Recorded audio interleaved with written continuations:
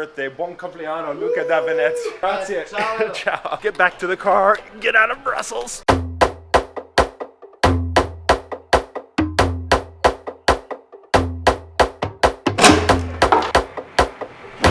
I'm traveling from here in Florence, Italy, to Belgium today, to Brussels via Munich, Germany. Europe is now super easy to travel again after 2 years of fighting the coronavirus pandemic, and that's thanks to an easing of restrictions and a standard set of rules for flying. So let's travel and get going. I'll explain the rules as we go today, and stick around because at the end of the video I'll be answering all your questions, everything you've been asking me down in the comments section. Now let's go.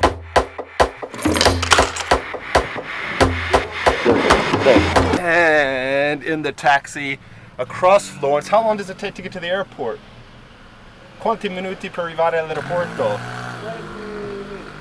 20 minutes.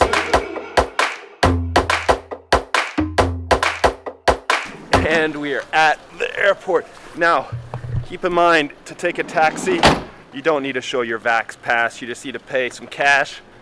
And off we go. Thank you very much. Thank you. Ciao. I'm on the flight to Munich.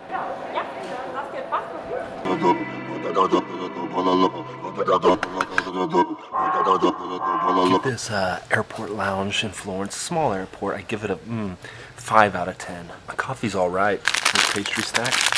There's a lot of people in here. I have to whisper. Now I want to show you the travel plan for today. I'm going from Florence to Munich, Munich to Brussels. Each flight's around about 1.5 hours each. It's simple. I'm going up to Belgium. For the bicycle races. I'm covering Gent-Wevelgem, Dwars Vlaanderen on Wednesday, and then next Sunday the Tour of Flanders, or what they call the Ron Vlaam Vlaanderen. So this flight today from Florence up to Belgium, that's the reason I'm traveling. And hopefully the weather will be nice up there, because here in Italy the springtime has truly arrived and the restrictions on coronavirus, well, they're lifting, and I'll get to that later. Out of the lounge, now to the gate. We got to get on this flight. Waiting. With nice. Yeah? Yes, with my phone or with a computer. Look at this camera. And still waiting. 35-minute delay on this Lufthansa flight. This is part of tourism now. This is part of summertime. All the flights are back, the people are back traveling, and there's more congestion.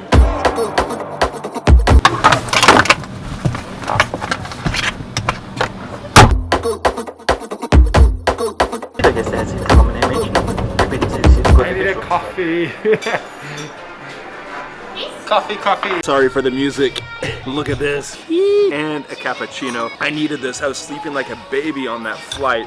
Now, I know I wanted to go into the lounge here at the Munich airport, but they're over in Terminal 1, and I don't have time to get over to Terminal 1. Are you a fan of Cyndi Lauper? Drop some comments down below. What do you need to know about flying in Europe, in and out of Europe? Well, there are 3 ways to do so. Europe is now standardized its entry rules. You either need to have a vaccination. Your primary cycle needs to be done in the last 270 days, the last 9 months. If not, you need to have a booster. Once you have that booster, the booster is indefinite.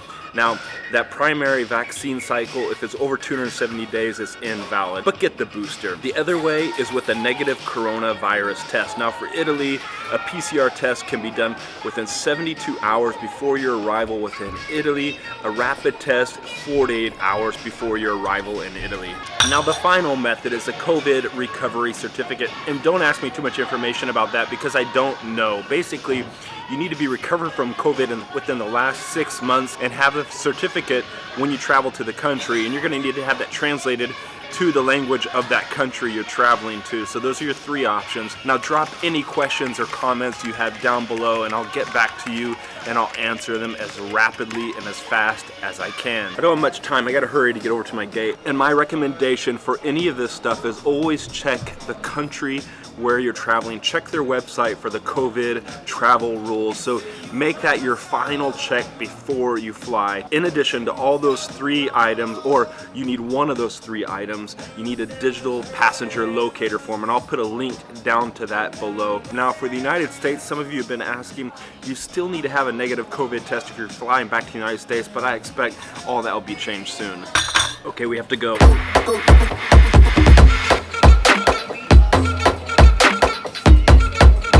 Now, I don't know if you've ever flown through Germany, but avoid the Frankfurt airport. I'm at the Munich airport right now, flying with Lufthansa, and Munich airport is so much nicer than the Frankfurt airport. In Frankfurt, you can never get on the Wi-Fi. You can't find outlets anywhere to charge your phones. Look how long that is. She's changing my ticket so I get an empty seat next to me and a window seat. Oh. And nobody Thank you, Lufthansa. Thank you. Do it. Let's do it.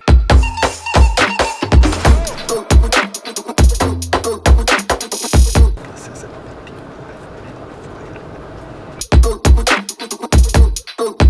55-minute. I've made it, the Brussels airport. Just think about it, a couple days ago, that's right over there in the military portion of this airport. That's where President Joe Biden landed to meet with other NATO leaders. If you're getting value out of this video, please give it a thumbs up and subscribe if you haven't already. And if you haven't already, what's wrong with you? Please click that subscribe button and help this community grow. Drop some comments down below. Let me know if you have any questions at all. I've been to the Brussels airport way too many times. I can tell you how to get to the rental car place with my eyes closed. Almost there, and I'm kind of tired. Hopefully there's not that rush hour traffic around Brussels. And this time, instead of Avis, I'm going with Sixt. It's my preferred rental car company. I mentioned it in my last video on travel tips, and there it is, the bright orange welcoming sign of Sixt. Okay, after 2 years of pandemic, instead of going there in the parking garage to the office, it's back in the airport. I thought I had this thing down. The guy was nice enough to let me leave my luggage there so I can move quicker. There it is, and now of course there's a line. Just one thing about the digital passenger locator form. Some places they don't even require it, and that's the case with Belgium now. So for Belgium, and they let me know that when I was at the Italy airport checking in Florence, you no longer need to fill out that digital passenger locator form, but the airlines will usually inform you when you go to check in online the day before your flight. Now let's get our rental car. Luca, it's his birthday. Buon compleanno, Luca da Venezia. Grazie. Ciao. Ciao. Here we go. Get back to the car, get out of Brussels. Okay, I have about a 40-minute drive, maybe 30 minutes. I'm going from here in Brussels down the road to Ghent, and I've made another video about Ghent before, so you can check that video out. It's a great city, university town, plenty of bars, but I'm not gonna be drinking at the bars tonight. I need to rest up. Try driving a big SUV in a little car park in Europe. It's hard.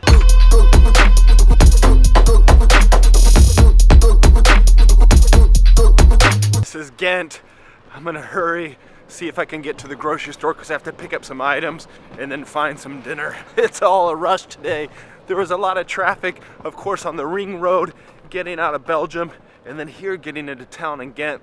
Now let's remember, it's a Friday night and the kids love to party here. Okay, first place is closing.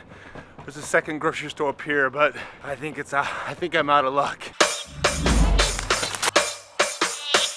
They were so nice in there. They let me pick up a few things. And I remember, I forgot coffee. Hopefully there's some capsules in this Airbnb. Oh, and another thing I learned, in Belgium, no longer do you have to wear a mask anywhere except on public transportation and in places like hospitals. So there you go, masks are off.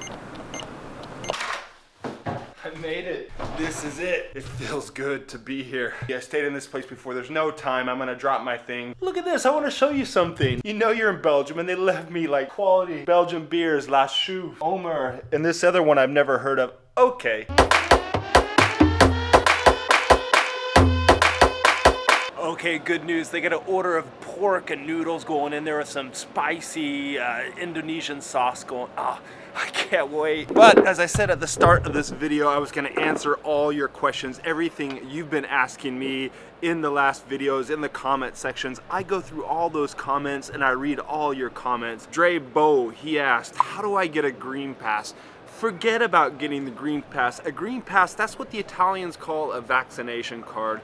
We call it a green pass or super green pass in Italy, but all you need to be concerned about is bringing along your vaccination card when you travel to Italy. Joe Caparelli asked, hey Gregor, great videos. I'm coming to Florence on Monday. I'll be there for 4 days. Looks like rain. Any tips what to do on rainy days? Yes, in Florence on rainy days, go to the Uffizi, spend hours in there, that beautiful art gallery. And another small little thing, a great thing you can do is go see the carving by Michelangelo, the statue of David in the Accademia. Peter Knight asked, Gregor, we're planning to come to Italy later this year. What do you suggest for SIM cards? I'm coming from Australia and I'm using an Android phone. Well, if you're using an Android or an iPhone, it doesn't matter. I'm using a Samsung S22. But basically, look up Vodafone, look up the Tim's. Here comes my food. Do you have chopsticks as well? Yes, of course. Thank you. Look up Vodafone, look up Tim. In the station, if you arrive at the train station, if you go underground, one floor down after you arrive in the trains, there's a Vodafone store there. If not in the center near the Duomo, I know there's a Tim store and there's a Vodafone store. I gotta hurry because this is hot and I want to get home and eat it. There it is. Enjoy. Shishi, thank you. Zaijian. LJ Dibben. Now LJ, thank you for loving my vlogs. I appreciate all your comments. I don't know how you don't have 1 million subscribers already. It's beyond me, she says. 1 million subbies is what she says. You give the best advice and tips. Thank you. Question, I'm visiting Venice in May. Venice is home base and would love to visit Florence for just a day. Can it be done? Thank you in advance for your advice. Yes, it can be done, but make sure you stay one night because it's not going to be worth your time. I think it's about a 4-hour train ride from Venice, the canals up there, down to Florence, and so you're going to need 1 night stay there. So you get an early train down there, spend the afternoon, get up early, maybe go see the Duomo early in the morning, and then get back up to Venice. Rec Reeves, you're a frequent commenter on my vlog, and I appreciate it so much. I love all your comments. Do you have deals for rental cars in Europe or a company you prefer? Yes, as you saw in today's vlog, I prefer Sixt. I always go for Sixt. That's spelled S-I-X-T. They're a great rental car company and they always have quality cars and they always seem to upgrade me. On my last trip I took Avis, but I'm sorry Sixt, I'm always with you. Anytime I can, I go with Sixt. I'll drop the name of this person in down below because I didn't put their name here. Hi Gregor, loving your videos. What government website do you recommend checking for the latest COVID-19 travel information other than your amazing videos? Thank you. Okay, what do I recommend? Well, it depends upon the country you're traveling to, what website you want to go to. So if you're traveling to Italy, go to the Italian website, do a web search on Italy COVID travel rules or restrictions, and you'll see a web page. All these European countries, they have pages in English, so don't worry, and you get the latest and greatest information on there. Now, next question from Yeni Yuen, and this is the last question. Is there an entry form to be filled out when you land in Italy? I bought a ticket for mid-May and I'm coming from Canada. Well, Jenny, the good news is that they seem to be doing away with this, and by mid-May you'll be okay. But basically the airlines, when you go to check in online a couple days in advance before your flight, they'll direct you to that website and say you need to fill in the form if you need to. But if you don't see that, down in the description of this video, I'm going to put a link to what's called the digital passenger locator form.